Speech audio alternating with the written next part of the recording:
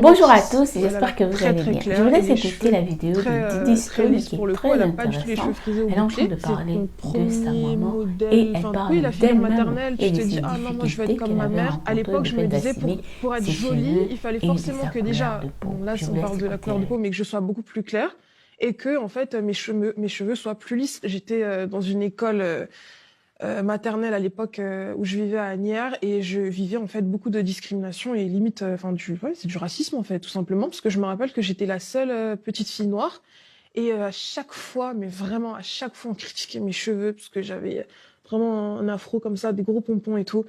On critiquait mes cheveux, on me disait mais tes cheveux ils sont pas beaux, ta mère elle est belle, toi t'es moche, etc., etc. Tu mens, c'est pas ta mère. Déjà, en tant que mannequin, lorsqu'on travaille avec une marque ou une entité quelconque, on met pas forcément à disposition des coiffeurs, enfin, une glam team en général, que ce soit même pour le make-up, qui sait, en fait, traiter, gérer la peau noire et les cheveux afro, en fait. Mais à un moment donné, tu te dis, bon, on existe, quoi. Donc, on aimerait bien aussi se sentir considéré, valorisé comme les autres filles qui sont à côté de nous, en fait. J'ai eu beaucoup de fois de très mauvaises expériences et des cas de figure où je me suis retrouvée en face d'une personne qui ne savait tout simplement pas comment prendre soin de mes cheveux, en fait. Je me rappelle sur un shoot, c'est pour sécher mes cheveux, c'est pour rendre, enfin, pour que l'afro prenne forme, en fait, tout simplement.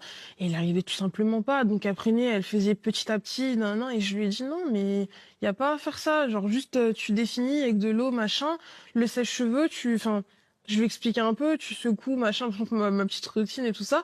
Et ça y est, et puis elle me faisait des remarques en mode, ah, c'est magique, c'est tout doux. J'étais en mode, Dites-moi, qu'est-ce que vous en pensez par rapport à ces témoignages de Didi Stone qui parle avec beaucoup de confiance en elle. On voit qu'il y a un travail de sa maman qui a été fait derrière. Il faut dire que les enfants métis, ils ont une sorte de crise identitaire parce qu'ils sont ni blancs ni noirs. Et quand ils vont chez les blancs, on dit qu'ils sont noirs. Quand ils vont chez les noirs, on dit qu'ils sont blancs. Donc pour ça, il faut avoir une maman qui te donne confiance en toi, qui t'explique les choses, qui met les mots. Là où tu as la frustration, ta maman, elle met les mots. Elle te montre le meilleur de toi-même. Elle te dit, sois toi-même. Alors Didi Stone n'est pas métisse. Didi Stone a 25% de métissage. Donc ça aussi, ça peut créer une sorte de complexe dans la société où on vit les mythes de la peau blanche. Voilà, que tout le monde va être blanche, tout le monde va avoir la peau claire. Et elle, sa mère, elle avait ça. Sa mère, elle avait ça. Et pour elle, c'est quoi? Il faut qu'elle aussi, elle puisse avoir ça. Parce que quand elle partait dans des castings et tout par rapport à ses cheveux, elle avait des cheveux crépus et du mal à trouver des gens pour la coiffer. Vous avez écouté ce qu'elle a dit.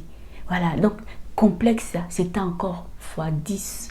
Parce que sa mère a la peau très claire, les cheveux. Donc je pense qu'Ali a dû faire un travail remarquable pour que Didi aujourd'hui elle puisse s'assumer et de ne pas toucher aux produits éclaircissants.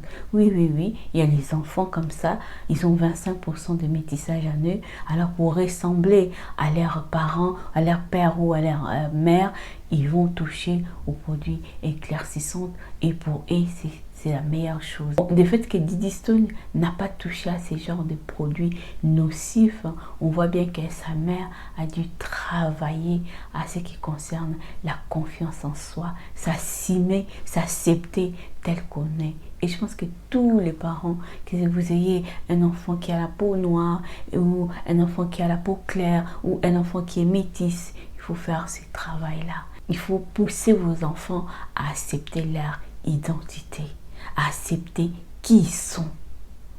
Voilà, donc j'ai beaucoup apprécié. Dites-moi qu'est-ce que vous en pensez. Je vous fais de gros bisous en tout cas. Prenez soin de vous. Prenez soin de vous. N'oubliez pas de vous abonner, de liker et de partager. Bisous. Bye bye.